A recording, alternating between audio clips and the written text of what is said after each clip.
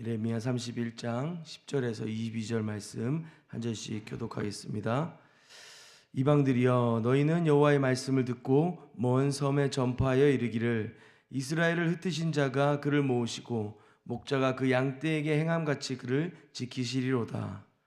여호와께서 야곱을 구원하시되 그들보다 강한 자의 손에서 속량하셨으니, 그들이 와서 시온의 높은 곳에서 찬송하며 여호와의 복 곧 곡식과 새 포도주와 기름과 어린 양의 떼와 소의 떼를 얻고 크게 기뻐하리라. 그 심령은 물된 동산 같겠고 다시는 근심이 없으리로다 할지어다. 그때의 처녀는 춤추며 즐거워하겠고 청년과 노인은 함께 즐거워하리니, 내가 그들의 슬픔을 돌려서 즐겁게 하며 그들을 위로하여 그들의 근심으로부터 기쁨을 얻게 할 것임이라.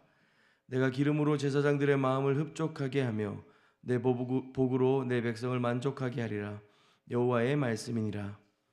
여호와께서 이와 같이 말씀하시니라. 라마에서 슬퍼하며 통곡하는 소리가 들리니 라헬이 그 자식 때문에 애곡하는 것이라. 그가 자식이 없어져서 위로받기를 거절하는도다. 여호와께서 이와 같이 말씀하시니라. 내 울음소리와 내 눈물을 멈추어라.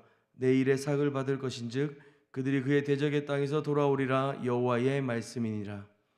너희 장래에 소망이 있을 것이라. 너희 자녀가 자기들의 지경으로 돌아오리라. 여호와의 말씀이니라.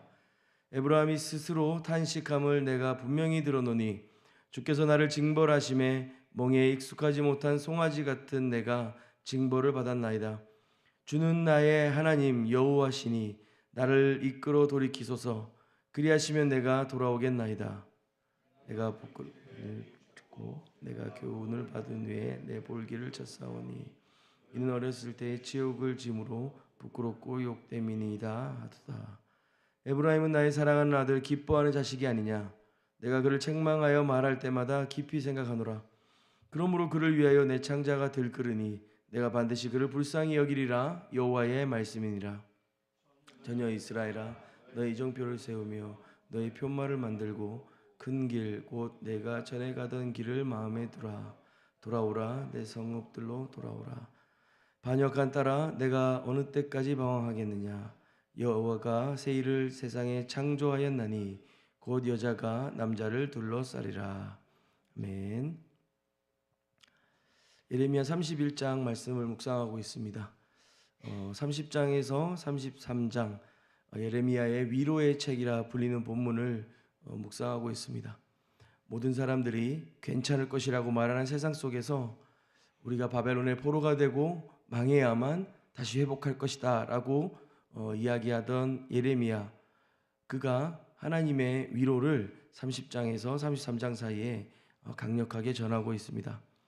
30장 22절에 보면, 너희는 내 백성이 되겠고 나는 너희들의 하나님이 되리라. 여호와의 진노는 그의 마음에 뜻한 바를 행하여 이루기까지는 돌이키지 아니하나니 너희가 끝날에 그것을 깨달으리라. 하나님의 진노를 담고 있는 예레미야의 말들이지만 그 가운데에는 하나님의 언약적인 사랑과 은혜가 함께 있습니다. 어제 살펴본 31장 1절 말씀도 이렇습니다. 여호와의 말씀이니라. 그때에 내가 이스라엘 모든 종족의 하나님이 되고 그들은 내 백성이 되리라. 다시 언약 구절을 반복하시면서 하나님의 품을 떠난 음란한 아내와 같은 이스라엘을 되찾아오시듯이 말씀하십니다. 그리고 잃어버린 아들을 되찾은 아비와 같은 마음으로 영원한 사랑을 선언하시는 하나님을 우리가 볼 수가 있습니다. 계속 그 본문이 오늘 이어지고 있습니다. 이방들이여, 너희는 여호와의 말씀을 듣고 먼 섬에 전파하여 이르기를, 이스라엘의 흩으신 자가 그를 모으시고 목자가 그 양떼에게 행함같이 그를 지키시리로다. 하나님이 목자처럼 이스라엘을 보호하고 계시는 것을 말하고 있습니다. 하나님께서 이스라엘을 위로하시면서 또 열방을 향하여 말씀을 선포하십니다. 이스라엘을 흩으신 자가 다시 모으시고 그 목자가 양무리에게 행함같이 그를 지키시겠다고 약속하고 계십니다. 열방은 이스라엘이 멸망하고 무너지고 그렇게 하나님이 패배하며 온 땅이 흩어졌다고 생각하지만 이 모든 일은 하나님의 계획, 그분의 마음에 있었던 일이었습니다. 그리고 때가 되어 하나님은 다시 그들을 불러 모으시는 것이죠. 11절에 여호와께서 야곱을 구원하시고 또 그들보다 강한 자의 손에서 속량하신다라고 했습니다. 여호와께서 그들을 구원하시고 속량하신다고 약속하십니다. 그들을 구출하실 뿐만 아니라 값을 주고 되찾아오시겠다고 하시는 것이죠.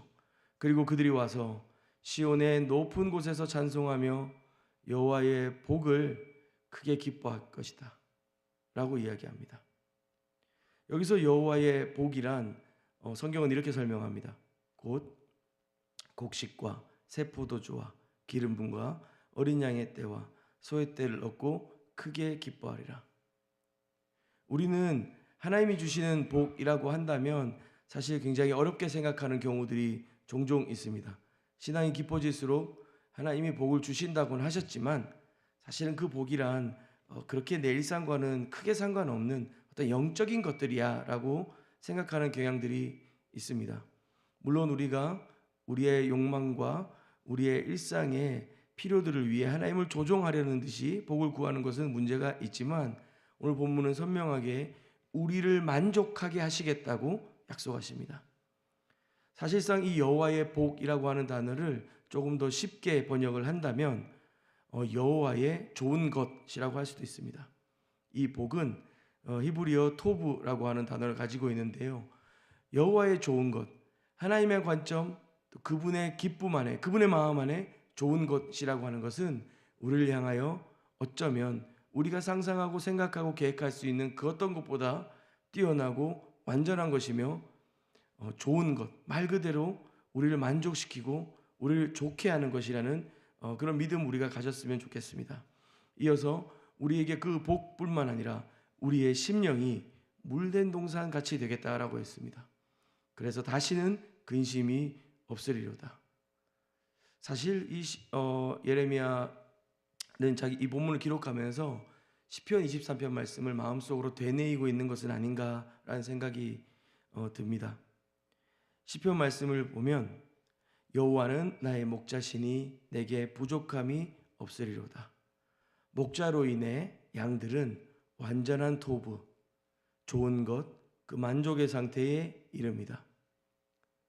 배불리 먹고 그리고 그들은 시냇가에 누워서 아무도 그들을 공격하지 않을 것이라는 안전과 그 만족 속에 있습니다. 양들은 시력도 좋지 않다고 하고요. 스스로를 보호할 수 있는 힘도 없다고 합니다. 그래서 늘 긴장해 있고 그래서 늘 그들의 삶은 바쁘고 분주할 수밖에 없습니다. 우리의 일상과도 같죠. 그러나 목자가 함께 하실 때 그들은 배불리 먹고 누워서 만족하며 쉴 수 있는 것입니다. 여호와의 복, 여호와의 좋은 것, 그 완전한 토부는 하나님의 언약적 성취를 통해 우리에게 완전하게 임하겠다고 약속하고 계십니다. 그로 인해 기쁨과 찬양과 경배와 감사가 회복되는 그런 공동체를 이루는 것, 이것이 하나님께서 우리를 구원하시고 속량하시는 것이죠. 이어서 말씀을 계속 보겠습니다. 15절입니다. 여호와께서 이와 같이 말씀하시니라. 라마에서 슬퍼하며 통곡하는 소리가 들리니 라헬이 그 자식 때문에 애곡하는 것이라. 그가 자식이 없어져서 위로받기를 거절하는도다. 15절부터 분위기가 또 바뀝니다. 이스라엘이 포로로 끌려가는 일을 상정하고 있습니다. 그리고 그 모습을 마치 자식을 잃어버린 것 같은 어미의 눈물과 그 고통의 신음소리로 표현하고 있죠. 왜 라헬의 눈물이었을까? 이스라엘의 어머니로 표현되는 이 라헬은 이 어린 두 아들을 두고 이 어린 두 아들을 이 세상에 남겨두고 죽었습니다. 베냐민을 출산하면서 난산으로 죽게 되는 것이죠.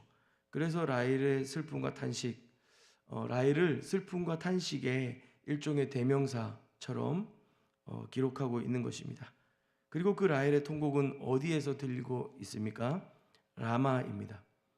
예루살렘에서 북쪽 어떤 한 7에서 9km 정도 대략 한 8km 정도 떨어진 곳에서 베델보다는 약간 남쪽에 있습니다.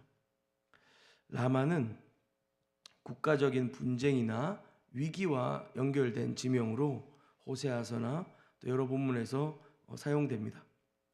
예레미야 40장 1절에 따르면 바벨론이 예루살렘을 함락한 후에 수많은 사람들이 포로로 끌려가고 예레미야 역시 포로로 끌려가다가 라마에서 풀려나는 일이 있습니다. 사실상 라마는 유다 포로들을 바벨론으로 끌고 가기 위한 중간 정착지 정도였을 가능성이 있습니다.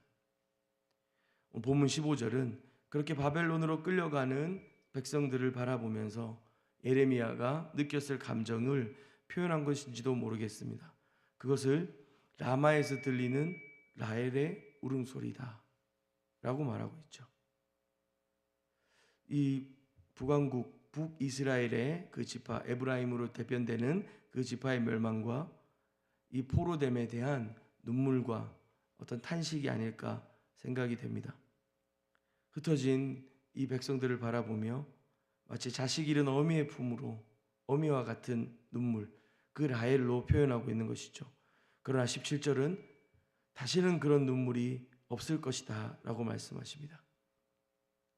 그 애곡하고 고통하며 아파하는 그 눈물을 자식을 잃은 것 같은, 자식을 잃은 어미와 같은 그 슬픔과 고통 속에서 그 자식들이 다시 그 어미의 품으로 돌아오게 하겠다라고 약속하시는 것입니다. 17절입니다. 너희 장래에 소망이 있을 것이다. 너의 자녀가 자기들의 지경으로 돌아오리라. 여호와의 말씀이니라. 그리고 이 말씀은 마태복음 2장에 예수님 탄생 당시에 헤롯이 예수님 그 탄생 당시의 유아들을 학살하였던 그 본문과 연관시키고 있습니다. 베들레헴과 그 근처 지역에 2살 이하의 모든 아이들을 죽였습니다.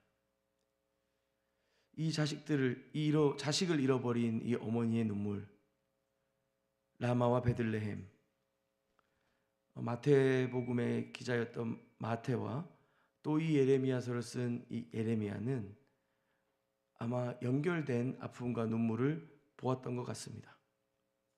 그들이 처한 삶의 현실 가운데 마치 자식을 잃은 어미의 애통함과 같이 그 상황들과 현실들을 들여다보며 하나님의 마음을 반영해낸 것이죠. 그러나 예레미야 시대의 예레미야는 다시 그 바벨론의 포로로부터 회복되고 돌아오는 일로 이 말씀이 일부 성취됩니다만 마태복음과 또 그 이후에 우리에게는 메시아이신 예수 그리스도를 통하여서 일시적이고 역사 속에 제한된 어떤 일시적 회복이 아니라 근본적이고 궁극적이며 이 땅의 모든 어머니들의 눈물에 자식을 잃은 어머니의 눈물을 닦아주시며 그 자식을 잃은 어머니의 애통과 고통과 같이 슬퍼하고 아파하는 모든 자들의 근본적인 위로 되시는, 근원적인 위로 되시는 메시아 새 언약을 주시는 예수 그리스도, 그분이 계심을 우리로 하여금 발견하게 합니다. 18절입니다. 에브라임이 스스로 탄식함을 내가 분명히 들었노니 주께서 나를 징벌하심에 멍에에 익숙하지 못한 송아지 같은 내가 징벌을 받았나이다. 주는 나의 하나님 여호와시니 나를 이끌어 돌이키소서.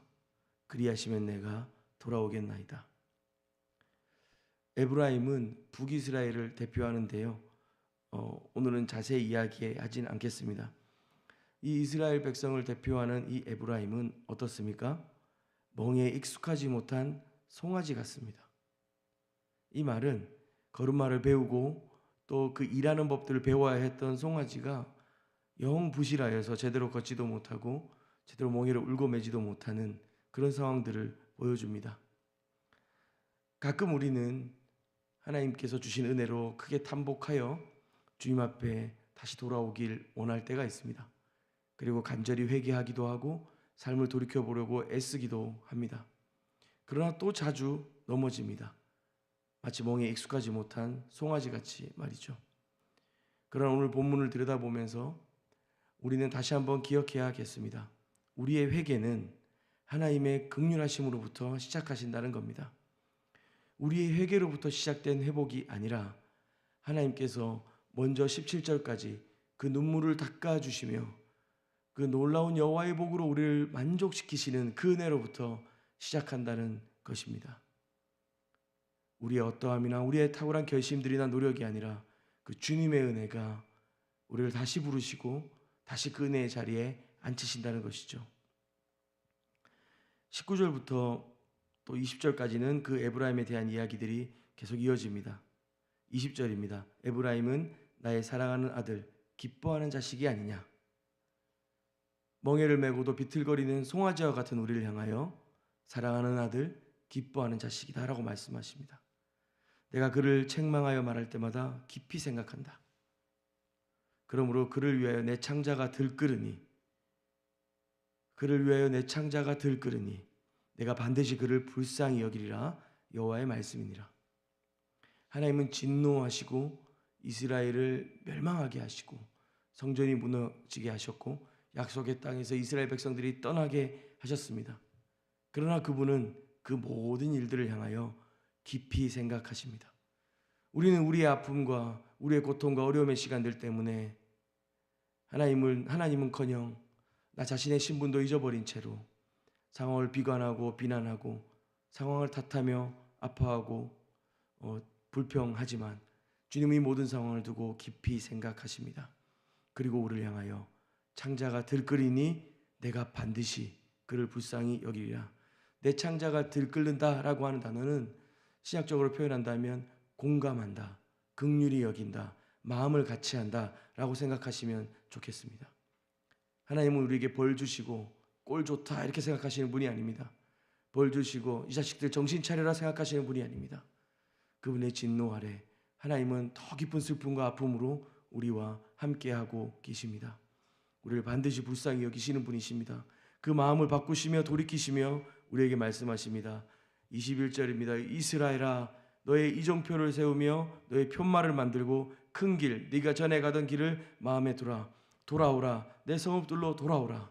그 긍휼하심은 우리로 반드시 돌아오게 하시겠다고 하시는 것입니다. 이정표를 세우고 편말을 만들어 너희가 돌아올 그 길을 기억하라고 말씀하시는 겁니다.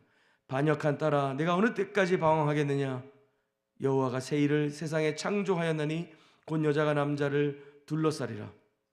여자가 남자를 둘러싼다는 것, 연약한 여자가 강한 남자를 이긴다는 의미도 될 수 있겠고요. 바벨론에 대한 승리를 말하기도 하겠고요. 그리고 이스라엘의 하나님에 대한 사랑을 말하기도 하겠습니다. 여호와가 새 길을 새 창조를 이 땅 가운데 일하실 때에, 우리 안에 주께서 새 일을 행하실 때에 우리가 하나님을 사랑하게 되는 것입니다. 우리가 주께 나아가려는 마음, 그 사랑은 주께서 우리 안에 일하시는 것입니다. 은혜입니다. 여러분 붙잡으십시오. 그 은혜 앞에 주님을 사랑한다는 고백을 붙드십시오. 우리의 삶과 걸음이 이정표가 될 것이며 우리의 방황과 눈물이 하나님의 일하심의 증거가 될 것입니다.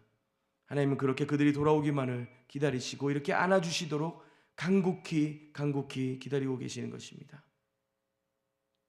새 일을 우리 안에 행하실 주님을 기대하며 그분을 사랑하고 그분 안에서 참 위로와 여호와의 복을 풍성히 누리는 저와 여러분이 되었으면 좋겠습니다. 함께 기도하겠습니다. 사랑하는 주님, 오늘 또 우리에게 주시는 말씀을 통하여 우리의 심령 가운데 들려주시는 주님의 사랑과 주님의 음성을 감사합니다.